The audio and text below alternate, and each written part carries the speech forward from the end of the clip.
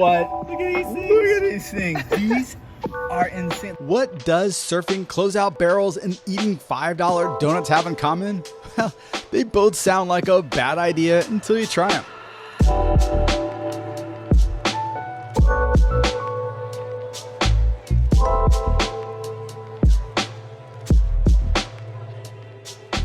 I'm Brad Jacobson, and I run around chasing waves, the people who ride them, and tell stories about these adventures.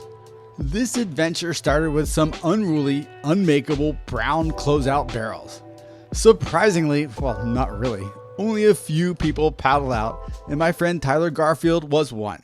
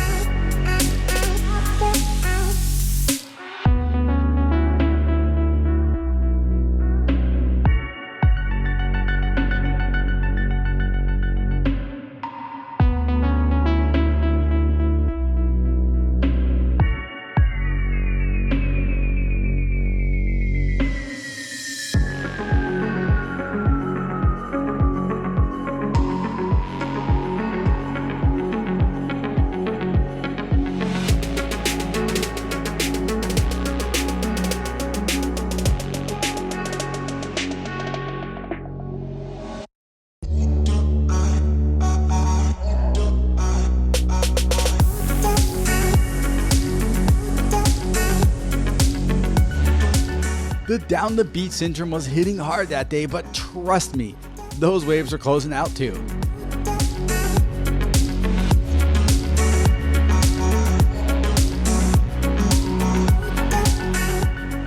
I guess all that sand Tyler ate while out there didn't fill him up because he came out super hungry. And what goes well with brown water and sand? A $5 donut.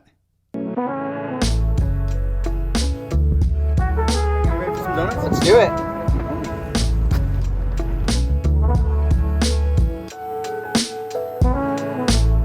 Paying $5 for a donut sounds insane, just like surfing closeout barrels in waist-high water. But these donuts were next level good.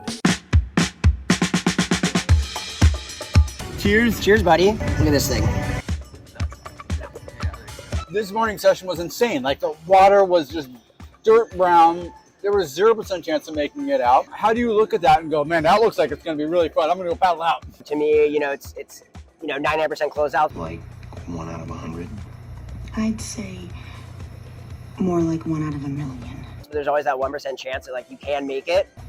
So you're telling me there's a chance? So I'll see little corner pockets out there and I'm like, oh, that looks enticing. I'm going to give it a whirl. And if I make it, great. But if I don't, then you know what? At least I enjoyed the ride. I know it's going to be a closeout, but as long as I can stay in the barrel, as long as I can, that's the wave I want to go on. I don't care if I'm coming out of it. As long as I can stick in it, as long as I can, that's where I want to be. I absolutely love it. I mean, I get an adrenaline from it, especially on the bigger days out there. You're also an unconventional surfer. You're not out there surfing normally. You're out there 75% of the time doing headstands. Yeah, they're fun to do. I'd probably say 90% of the time I'm on soft tops.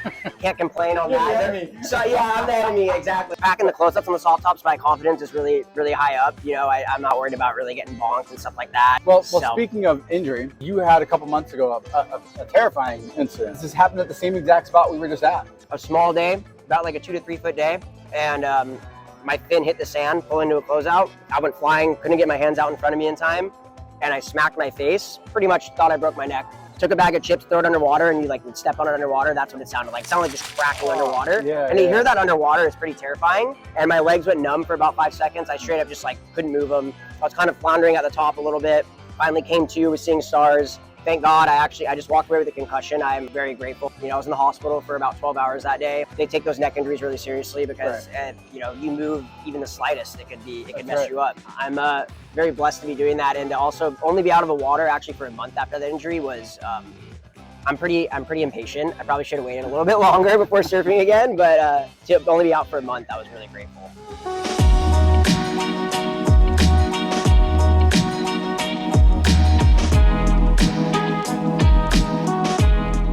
Yeah, while spending $5 for a donut every day isn't a good idea, having one every now and then is a great way to treat yourself to a flavorful, full-on sugar rush. And I guess it's that same search for the rush that has surfers like Tyler stoked to paddle out on days like this. So there you have it, a morning full of closeout barrels and $5 donuts.